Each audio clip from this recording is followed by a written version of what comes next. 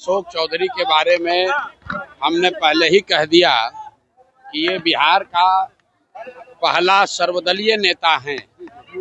ये बिहार में हम लोग सुनते हैं कि नेता दल बदलता है, लेकिन अशोक चौधरी ने ये तय किया है कि एक ही बार में, एक ही समय में खुद एक दल में, बेटी दूसरे दल में, दामाद तीसरे दल में, तो ये सर्वदलीय नेता हैं। जनता किसी को वोट दे, इन्हीं के घर मलाई मारा जाना है। तो अशोक चौधरी सर्वदलीय नेता हैं जो 57-58 साल में फर्जीवाड़ा से प्रोफेसर बने हैं।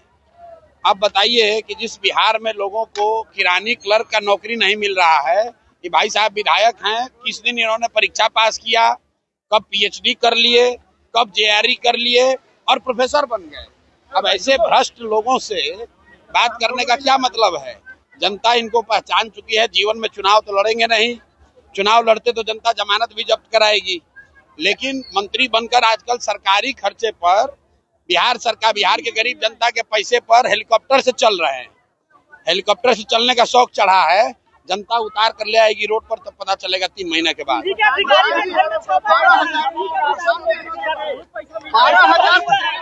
भैया ऐसा है कि बिहार के सबसे भ्रष्ट नेता जो हैं, अगर आप लोग ऑनलाइन सर्वे कर लीजिए, कोई भी आप अपने अपने प्लेटफॉर्म पर डाल दीजिए कि बिहार का सबसे भ्रष्ट नेता कौन है 3, तो उसमें नाम आएगा अशोक चौधरी का, उसमें नाम आएगा मंगल पांडे का, उसमें नाम आएगा दिलीप जायसवाल का।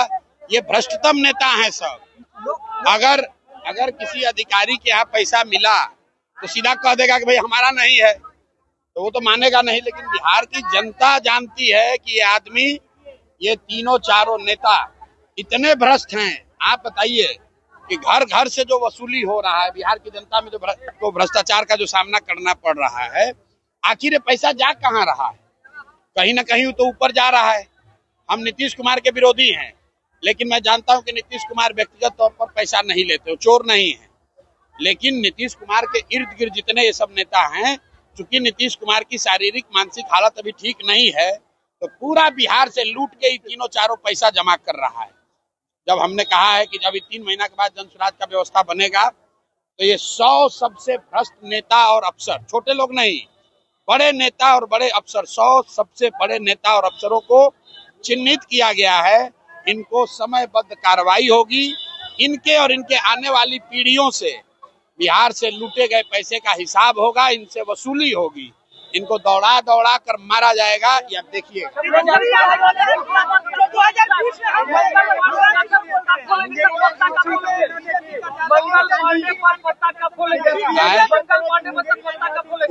मंगल पांडे को के बारे में हम लोगों ने बताया कि ये पैसा लेके घर खरीदे हैं।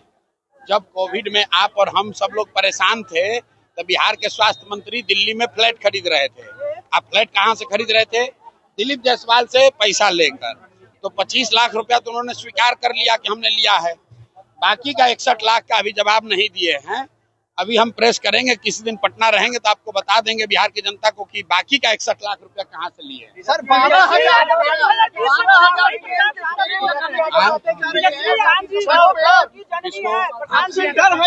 अच्छा देखिए, सुनिए, रुकिए। ये कह रहे हैं कि तेजस्वी यादव कह रहे हैं कि मुंगेरी लाल के सपने मत देखिए। तो इस बिहार में खाली तेजस्वी यादव और लालू यादव के लड़कों को सपना देखने का अधिकार नहीं है, बिहार के सारे युवाओं को सपना देखने का अधिकार है। ये समझते हैं कि इनके बाप बने, इनकी माँ बनी, अब ये बनेंगे, इसके बाद इनका बेटा बनेगा, तो जन स्वराज इनको ध्वस्त कर देगा। इनको पता नहीं चलेगा, जनता उठाकर फेंक देगी। अभी 20 बरस से बाहर है ना सत्ता से, अभी दिखेगा।